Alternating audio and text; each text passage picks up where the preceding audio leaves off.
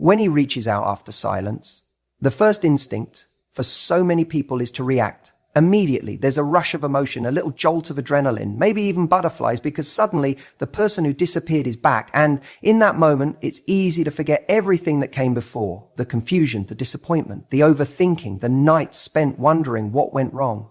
But the truth is, your first step is not to respond. Your first step is to pause. Just because someone reaches out doesn't mean you owe them access to you. In fact, the more emotionally intelligent thing to do is to take a moment and ask yourself, what do I actually want here? Not, what does this text mean, or what should I say to seem chill but interested? But what do I want for myself? That one shift in your internal dialogue changes everything. Because when you focus on your needs instead of the noise, you become the one in control. It's not about playing games. It's about protecting your peace. When someone goes quiet and then reappears without explanation, you are not obligated to make it easy for them. You're not here to soothe their ego, feed their curiosity, or validate their impulse. You're here to decide, does this align with the standard I've set for the people I allow into my life? There's an emotional cost to being so available, especially to people who weren't consistent to begin with. And most of the time, when people rush to respond, it's not coming from confidence, it's coming from scarcity. It's that tiny voice inside that says, this might be my last chance. What if this time it's different? But that voice is lying. That voice is trying to trade your standards for temporary relief. You don't need relief, you need clarity. The pause isn't just about buying time, it's about regaining perspective. It's a moment to step back and remember how you felt when the silence first began. Were you left in confusion? Did you feel disposable? Did you give more than you got? Because if you don't honor the reality of what happened then, you'll start romanticizing the version of the person who just reappeared. Like that version might only exist in your imagination. Let's say he sends you a message like, hey, I've been thinking about you. That line might sound sweet, even nostalgic, but what does it mean? Thinking about you doesn't fix what broke. It doesn't rebuild trust. It doesn't explain why they disappeared in the first place. A person can think about you while doing nothing for you. They can miss the comfort of you without ever showing up for you. So instead of reacting emotionally, respond intentionally, even if that means not responding at all. Ask yourself, what has changed since the silence? Did he come back with clarity, accountability, and intention? Or did he just pop back in with a lazy message, hoping to be let back in without doing the work? You're not looking for effort in the form of a text. You're looking for effort in the form of change. A person who values you doesn't just reach out, they show up. And here's something most people don't realize. The longer you delay your response, the clearer your power becomes. When someone knows they can disappear and you'll be right there the second they call, they don't have to try. But when you make them wait, not out of spite, but because you're genuinely assessing your boundaries, you become someone who can't be picked up and put down at their convenience. You become someone who respects themselves too much to confuse attention with effort. Let's be honest. Sometimes the message you receive isn't even about you. It's about their boredom, their ego, their loneliness, their desire to check if they still have access. And if you don't pause, you'll mistake their impulse for intention, and you'll be right back where you started, unsure, unsettled, and overinvested. What if, instead of feeling flattered, you felt curious about their motives, curious about what they actually bring to your life now, curious about why they think they can come back without acknowledging the absence? Curiosity creates distance between you and the illusion. It puts your heart in check. And from that space, you get to ask yourself better questions. Is this what I want? Or is this just what's familiar? Am I being chosen? Or am I being recycled? That's where your strength lives. You've got to remember, your response is not just a message back to him. It's a message to yourself. It's you saying, This is how I deserve to be treated. This is the energy I will allow in my life. You don't rise by chasing potential. You rise by honoring your reality. That means if he comes back, you don't default to the fantasy. You default to your truth. The pause gives you the gift of memory. It reminds you of how silence felt when you didn't deserve it. It gives you the opportunity to ask, did he reach out because he missed me? Or because he missed the version of me that made things too easy? That question matters, because how you respond sets the tone, not just for the conversation, but for the kind of relationship you're willing to have moving forward. This is not about punishing anyone. This is about valuing yourself enough to say, if you want back in, you have to knock like someone who means it, not someone who disappears when things get real and reappears when it's convenient. And if he can't do that, if he's not bringing emotional maturity, effort, or accountability, then your silence is the answer. And that's the truth most people avoid, that you don't have to respond just because someone remembers you exist. Your worth isn't up for negotiation the moment they decide to text. The real question is, do they still deserve access to you? That's a powerful place to respond from. Your response begins the moment you realize you don't need one to feel whole. You know, it's so easy to get excited when we hear from someone we haven't heard from in a while, especially if it's someone we cared about deeply or someone who ghosted us, or maybe just faded out and left us in confusion. Suddenly, your phone lights up. It's his name, a message. Maybe it's, hey you, or been thinking about you, or the classic, how have you been? Do you think it doesn't have, and in that instant, your heart skips a beat. Part of you wants to smile. Part of you wants to throw the phone across the room. But let me tell you something important that I need you to hear clearly. That message, that little ping you just got, that's not a comeback. That's a ping. Let me explain what I mean by that. When someone genuinely wants to come back into your life, really come back with the intent to repair, to reconnect, to rebuild something meaningful, they don't just drop a half-baked text like, hey stranger. They make an effort. They show intention. They take responsibility because they understand that silence, especially after disappearing, creates distance. And that distance can't be closed with a lazy one-liner. But a lot of people don't understand this, or maybe they do and they just don't care. Because what they're doing when they send that vague little message isn't coming back. They're just pinging you. They're testing the line. It's the emotional equivalent of tossing a pebble into the water to see if it makes a ripple. They want to know, are you still there? Are you still accessible to me? They're not necessarily saying, I want to invest in this again, or I'm ready to be serious, or I've realized your worth. No, they're saying, I'm bored. I'm lonely. I'm curious. I wonder if you're still available to me. And here's the trap, because you missed them. Maybe you still have feelings. Maybe there was no real closure. So when that ping lands, your heart jumps and your mind starts spinning stories. Maybe he's realized what he lost. Maybe he's finally grown up. Maybe this is the beginning of something real. But more often than not, that ping leads nowhere because the person who sent it had no plan, no commitment, just a moment of nostalgia or ego or convenience.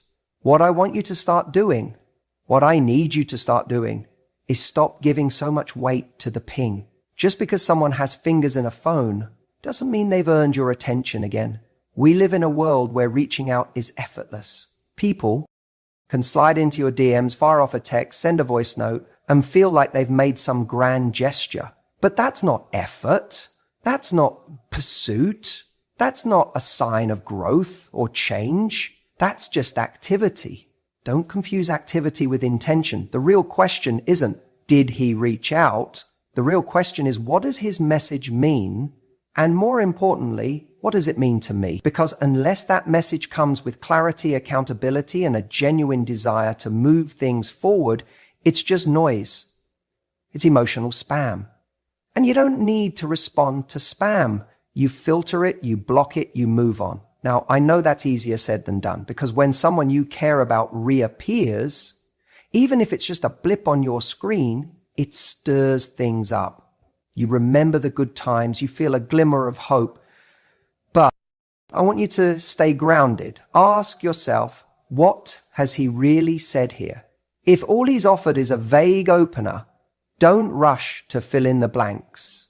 Don't start writing a romantic novel in your head based on a single shallow sentence. Make him work for it. Make him show up. Because if someone truly values you, they'll want to remove the ambiguity. They'll want to earn back your trust, not just your time. And let me be clear, your worth isn't measured by who texts you. It's measured by how you respond. Anyone can say, I miss you. Anyone can send a 2 a.m. you up message. That's not connection, that's access.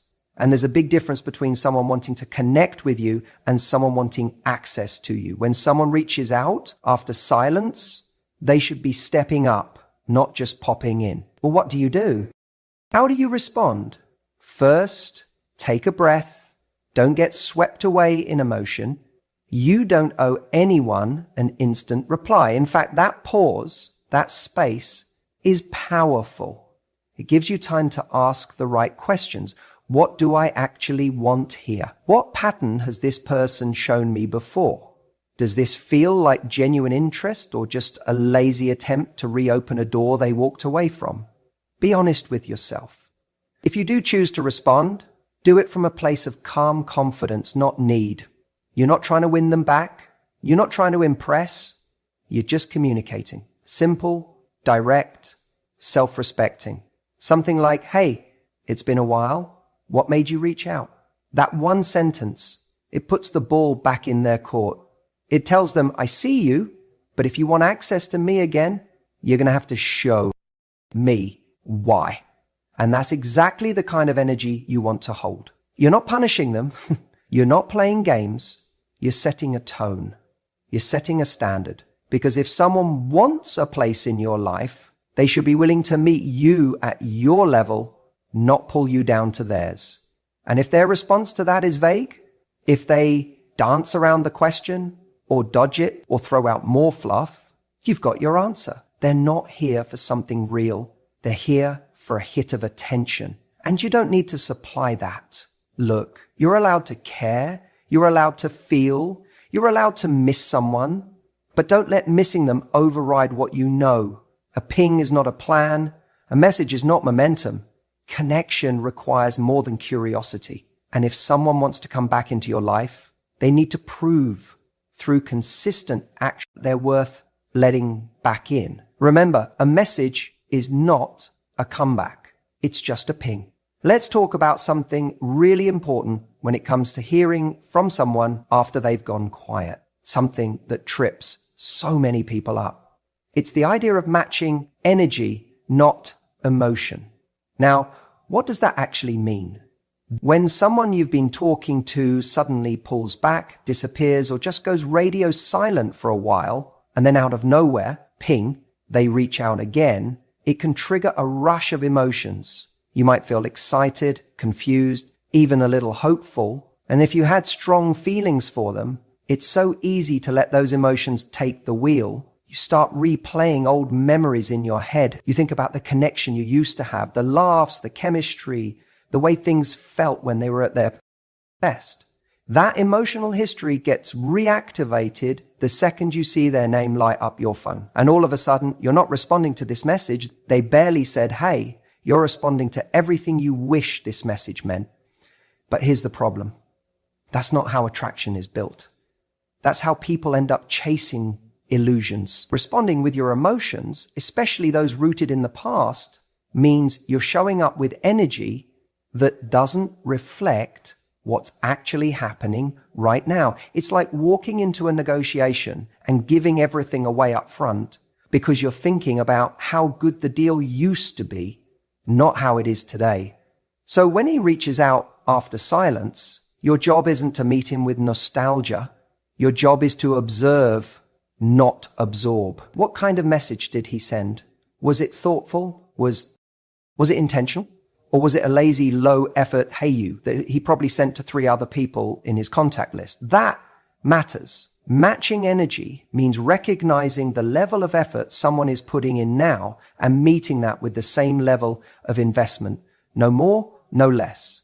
If he sends a vague, non-committal message, you don't come back with paragraphs. If he says, I've been thinking about you, that offers no context, no accountability, no next step, that's not something to emotionally unpack or celebrate. There's something to note. It's not about playing games. This isn't about pretending you don't care or trying to be cold or aloof. This is about having a healthy emotional boundary. You don't build value by showing up at 100 when someone else is barely showing up at 10. That's how you train someone to believe they don't need to try harder because you'll do all the heavy lifting for them. Let me be real with you. A lot of people reach out after silence, not because they miss you deeply, not because they've had some grand epiphany, but because they're bored, lonely, curious, or even worse, looking for validation. And the minute you respond with warmth and excitement that's disproportionate to what they gave you, they get that validation without doing any of the work to deserve it. Then what happens? They vanish again. And you're left asking, why did he even come back? When the better question is, why did I respond like he earned a comeback? Matching energy keeps you grounded in reality. It protects you from false hope. It creates space for the other person to actually show you who they are now instead of who they were or who you wish they'd be. And when you respond at their level, you force them to either rise up or fall off. There's no middle ground where they can stay comfortable with minimal effort. Think about it like this. If someone walks into your life and offers you crumbs and you respond like they just served you a 5-course meal, what message are you sending? You're telling them that the bar is low, that you'll take anything. That's not attractive. It doesn't make them want to step up. It makes them think they can step in and out as they please. But if instead you stay calm, measured, and you mirror the level of effort they're giving, you create a dynamic where their next move has to be intentional. Because now they know they don't get to skip the line just because they've been here before. And here's the best part. When you operate from that place, you feel powerful. Not because you're playing hard to get, but because you are hard to get for the wrong people. You know your worth. You know your time is precious. You know your heart deserves consistency, not confusion. So the next time someone reappears after ghosting or disappearing, don't get swept away in the history. Don't let the nostalgia do the talking. Look at what they're actually bringing to the table right now. Is it vague? Is it lazy? Is it safe for them, but risky for you? Then match that. Not with coldness, but with clarity. Not with pettiness, but with poise. You don't need to chase anyone who left you confused. If they want another chance, let them earn their way back in. And if they're not willing to, that's not your loss. That's your filter working. Silence after inconsistency isn't rejection. It's redirection. You may miss him. You may still think about the way he looked at you, the way he made you feel, the way things could have been if he had just stuck around. That emotional pull, it's real. I'm not going to tell you to switch it off like it's a light. You're human. We build connections, we build memories, and those don't just disappear when someone goes quiet. But here's the truth. Most people don't say out loud. Your standards don't get put on hold just because someone you once cared about decides to suddenly pop back into your life. When someone disappears, whether for days, weeks, or even months, and then suddenly reaches out, it stirs something. You start to wonder, what does this mean? Has he changed?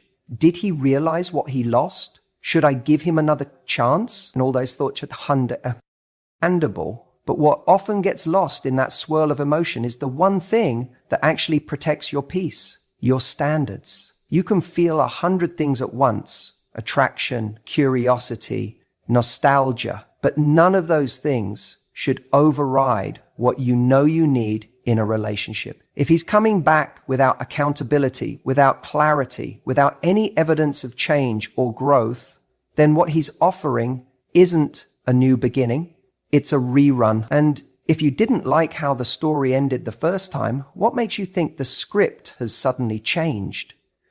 The real danger in these moments isn't the message itself, it's the meaning you assign to it. We want to believe people reach out because they've had some kind of emotional epiphany. We hope they've spent their time in silence, realizing our worth, mourning our absence, and crafting a new level of appreciation for us. But more often than not, that text is not about you. It's about them. It's about comfort, curiosity, or even just boredom. And here's the uncomfortable truth. When you let feelings alone guide your reaction, you risk betraying yourself. You risk putting your self-worth in the hands of someone who already showed you how much or how little they value it. Think about that. This person had access to you. They had your time, your affection, your attention.